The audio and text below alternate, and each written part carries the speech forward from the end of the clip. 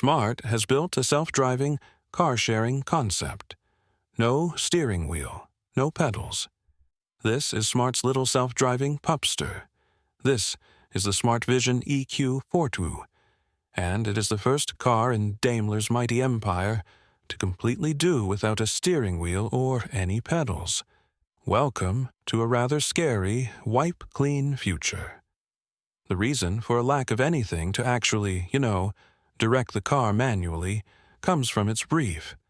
Smart describes it thusly: a new vision of urban mobility and individualized, highly flexible, totally efficient local public transport. It's a self-driving electric city car that ride shares then. The Vision EQ is the smallest car to come under Merc's EQ umbrella and is a response to the latest trend of car sharing, particularly popular in big U.S. cities like L.A. Latest studies show that users of car share schemes globally will quintuple between now and 2025 to 36.7 million. So, the car.